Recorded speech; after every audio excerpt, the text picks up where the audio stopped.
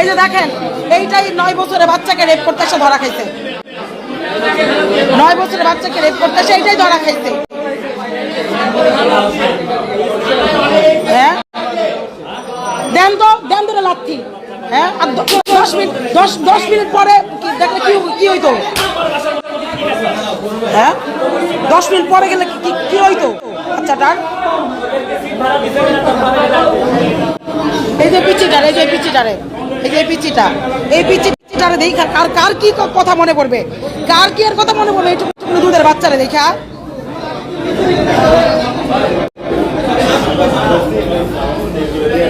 পুলিশের কাছে দিলে কি ভাই কি কর? আরে কি আমরা মেরে ফেলতেছ? হাত পা না ভাঙার পুলিশের কাছে দিব কিসের জন্য? কিসের পুলিশ? না পুলিশের কাছে দিলে কি হইব? এই তোর বোন আছে না? হ্যাঁ, তোর বোনের রুমের ভিতরে এরকম রাত্রেবেলা লোক ঢুকলে কিরম লাগবে তোর? এইটুক বাচ্চারে দেখি, ওরে জিজ্ঞেস করে,